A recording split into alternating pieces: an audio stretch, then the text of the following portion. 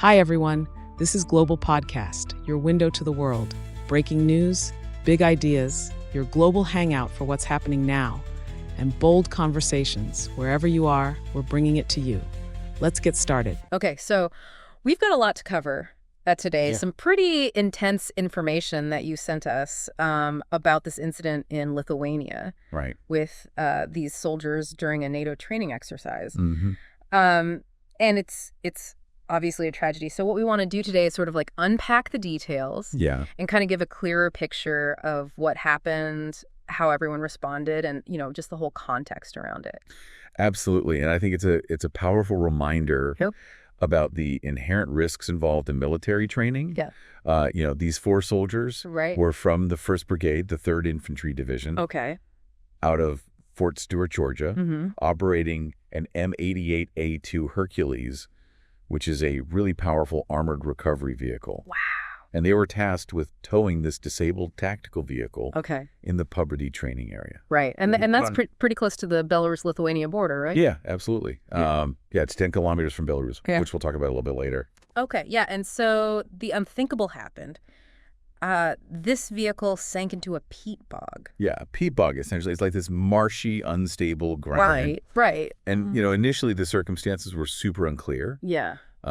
We heard President Trump suggest that maybe it was a shoreline collapse because of the weight of the vehicle and the icy conditions.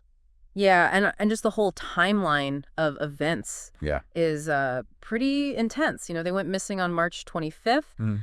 The vehicle was found the next day submerged. Right. But the recovery took a long time, from March 31st to April 1st. Yeah, it was a complex operation, for sure. And so we know the names of 3 of the soldiers now, Dante Taitano, Edvin Franco, and Jose Dunez. Right. A 4th is pending notification. Yes. But it's just, a stark reminder of the human cost of this kind of work. Yeah, absolutely. And, speaking of that recovery, it sounds like it was a massive effort. Oh, yeah, absolutely. And it wasn't just the U.S. involved, right? Yeah. It was a real testament to the strength of, these international alliances. Okay. Lithuanian, Polish, and U.S. forces were all involved. Yeah. They had Navy divers, engineers. Yeah.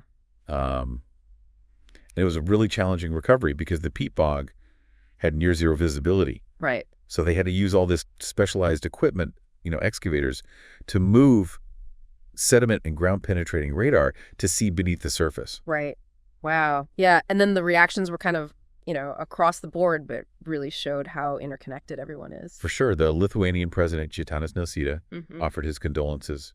Yeah. Emphasized the bond between the U.S. and Lithuania. Right. There was a public vigil in Vilnius. Oh, wow. And then in the U.S., we heard from President Trump and also Major General Christopher Donahue, who acknowledged the sacrifice and thanked NATO allies for their support. Yeah, and, this all kind of ties into a bigger geopolitical picture for us. Operation Atlantic Resolve being a huge part of that. Right. So for those who don't know, Operation Atlantic Resolve is basically these ongoing U.S. military deployments to Eastern Europe that started in 2017. And it was all about reassuring NATO allies and deterring Russia following the annexation of Crimea. Right. So these soldiers were part of that mission. Wow. And like we said, just 10 kilometers from Belarus, which is a Russian ally. Yeah, that's so it really highlights the tensions. Yeah, it's a little unnerving. Yeah.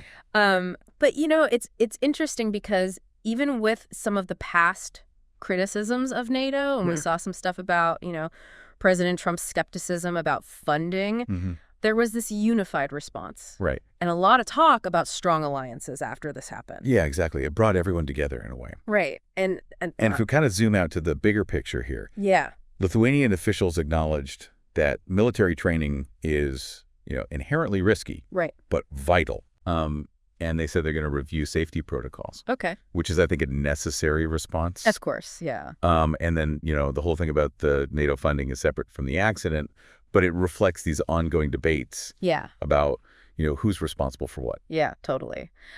Okay, so to kind of wrap all this up for everyone, this tragic accident really underscores the dangers of military readiness in this complex global environment. Absolutely. And it also highlights the strength of these alliances. Yeah. Even with all the geopolitical tensions and the debates about funding. It's a complicated situation for sure. Yeah, and it really leaves us with a pretty big question to think about.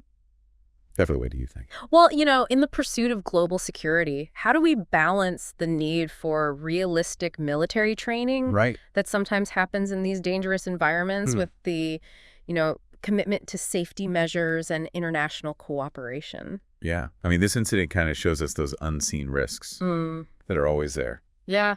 It's a lot to think about. A lot to think about. Okay, well, thank you so much for taking a deep dive with us. Yeah, thanks for having me. And we'll see you all next time. See you later.